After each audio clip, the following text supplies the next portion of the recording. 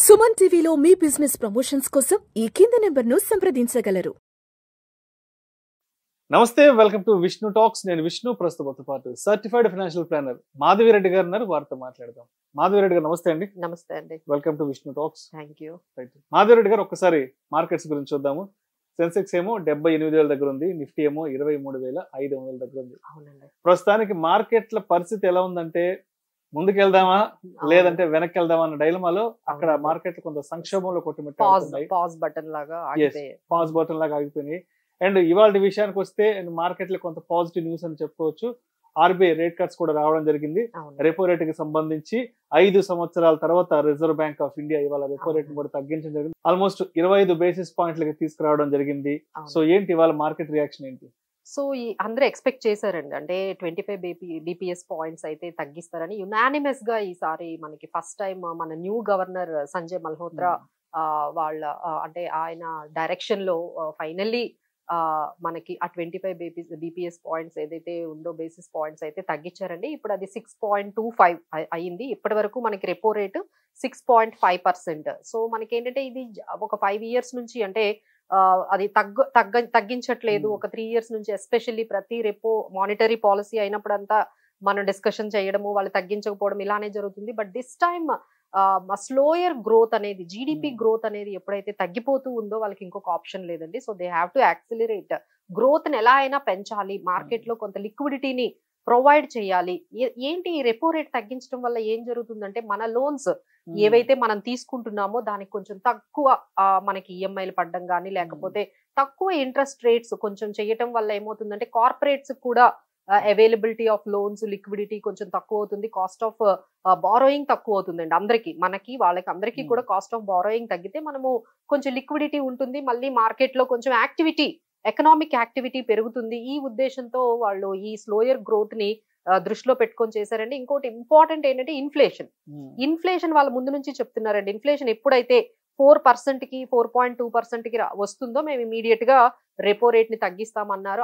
అదే విధంగా ఇప్పుడు వాళ్ళు ఇచ్చిన కామెంటరీ ప్రకారం చూసుకుంటే ఇన్ఫ్లేషన్ 4.2% దగ్గర ఉంది. సో ఇమీడియట్లీ ఎప్పుడైతే వాళ్ళు ఇన్ఫ్లేషన్ కంట్రోల్ ఉందో అనుకున్నారో ఇమీడియట్ గా రెపో రేట్ ని తగ్గించారు. ఓన్లీ కన్సర్న్ అంతా కూడా ఇప్పుడు మనకి అంతా స్ట్రగుల్ అవుతుంది. ఐదర్ మార్కెట్ కానీ బయట కానీ మన అందరం కూడా స్ట్రగుల్ అవుతుంది ఏంటంటే స్లోయర్ జీడిపి గ్రోత్. అది ఎక్స్పెక్ట్ చేసినంతగా రావట్లేదండి. వాళ్ళ ఎక్స్పెక్టేషన్ కూడా ఈ రోజు కామెంటరీలో 6.5% అనేది కొంచెం తక్కువేనండి. అందుకంటే మార్కెట్స్ అందుకని ఈ రోజు కొంచెం అలా మిక్స్డ్ గా ఫ్లాట్ గా మార్కెట్స్ ఉండిపోవడానికి కారణం ఏంటంటే మన జీడిపి గ్రోత్ అంటే 26 ఎక్స్పెక్టేషన్ కూడా 6.9 అంతకు మించి వెళ్ళకపోవచ్చు అనేది వాళ్లే కామెంటరీ ఇవ్వగానే markets have taken certain pause అని చెప్పొచ్చండి. సో దీన్ని ఈ జీడిపి గ్రోత్ ని యాక్సిలరేట్ చేయడానికి అయితే మనం అన్ని మెజర్స్ తీసుకున్నాము. రీసెంట్ గా బడ్జెట్ లో మనకి 1 lakh crore వాళ్ళు వదులుకొని గవర్నమెంట్ ట్యాక్సెస్ రూపంలో మన అందరి చేతిలో ఆ 1 lakh crore పెట్టారు. సో దట్ మనం అందరం కూడా ఆ బెనిఫిట్ ఏదైతే ట్యాక్స్ మనకి ద్వారా వచ్చిన బెనిఫిట్స్ ఉందో దాని ద్వారా మనం కన్సంప్షన్ చేస్తాము, మళ్ళీ ఎకనామిక్ యాక్టివిటీ పెరుగుతుంది. ఇది ఒక మెజర్ తీసుకుంటే ఇంకొక మెజర్ ఈ రోజు అండి.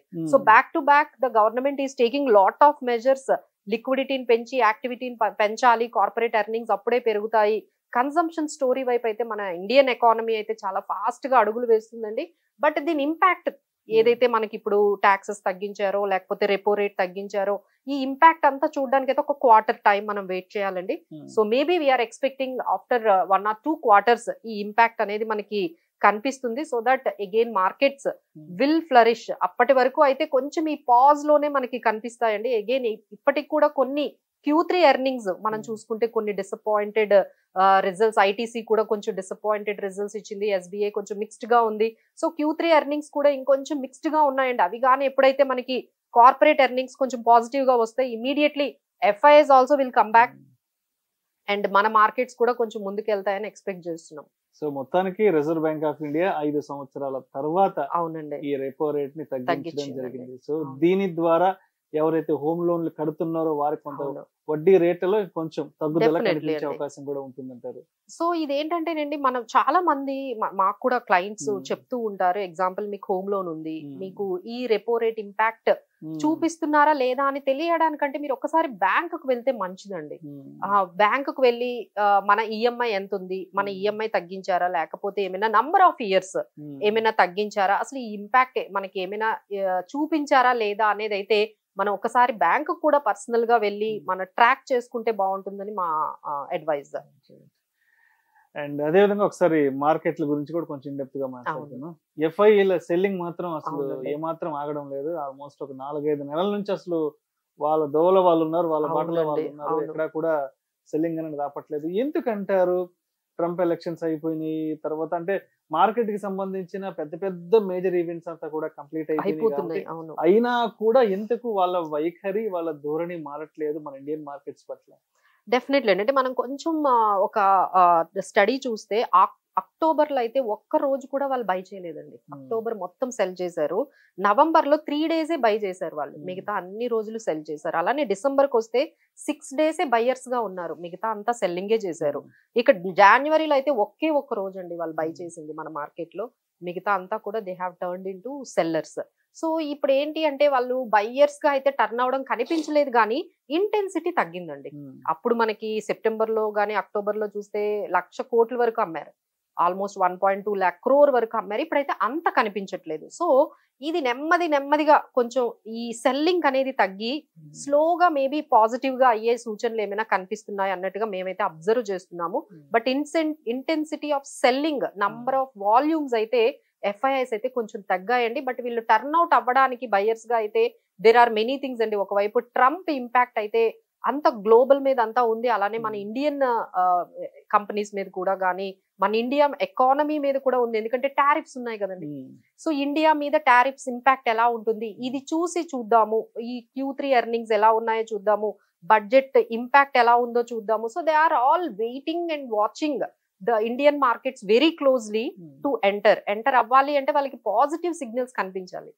సో ఈ పాజిటివ్ సిగ్నల్స్ కనిపించాలి అంటే like we have to wait for 1 or 2 quarters అయితే మాత్రం మన కార్పొరేట్ ఎర్నింగ్స్ కానీ కొంచెం బెటర్ గా వస్తే we're expecting there could be turning out of the FIIs into buyers అండి. So we have to wait and watch. But Trump impact కూడా కొంచెం మనకి స్పెక్టికల్ గా ఉంది. సో లైక్ టారిఫ్స్ విధానంలో మనకి ఏ విధంగా ఇంపాక్ట్ అవుతుంది అనేది, సో అదైతే అన్సర్టనిటీ వల్ల ఇంకొంచెం మనం వెయిట్ చేయాల్సి ఉంటుంది.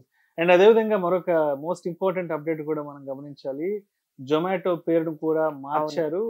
జొమాటో ఫౌండర్ దీపేందర్ గోయల్ కూడా దీనికి స్పష్టం చేయడం జరిగింది. ఎటర్నల్ గా పేరు మార్చారంట, జొమాటో నౌ యాజ్ ఎటర్నల్ అంట. సో దీనికి సంబంధించిన డీటెయిల్స్ కూడా చెప్పగలరు? డెఫినెట్లీ అండి. ఇప్పుడు మనము బయట జొమాటో అనేది ఏం పేరు మార్చరండి. అంటే మీరు ఏదైనా ఆర్డర్ చేసుకున్నారనుకోండి అది జొమాటో గానే ఉంటుంది. ఈ చేంజ్ ఎవరికంటే మీకు నాకంటే ఈ స్టాక్ మార్కెట్ లో ఎప్పుడైతే మనం ఆర్డర్ పెడతామో, ఇప్పుడు మీరు జొమాటో అని పెడితే మీకు అక్కడ స్క్రిప్ట్ కనిపిస్తుంది. స్టాక్ మార్కెట్ కి సంబంధించి అప్డేట్. బయట మాత్రం వాళ్ళు ఏమి చేంజ్ మీ యాప్ లో గానీ ఎక్కడ మీకు ఎటర్నల్ అనేది ఏం కనిపించదు. ఓన్లీ స్టాక్ మార్కెట్ వరకు మీకు ఎటర్నల్ లిమిటెడ్ అనేది మీకు కనిపిస్తుంది.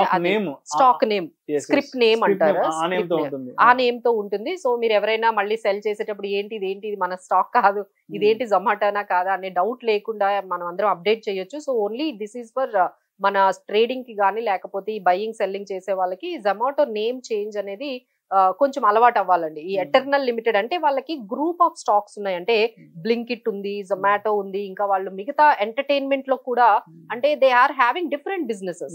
అన్ని వర్టికల్స్ లోకి వాళ్ళు ఎక్స్పాండ్ చేస్తున్నప్పుడు వాళ్ళు ఏం చేశారంటే అన్నిటికీ కలిపి ఒక ఎటర్నల్ లిమిటెడ్ అనే దానికి ఫిక్స్ అయ్యారండి. అంతే. That is how the name change. Thank you so much Madhavi Reddy గారు.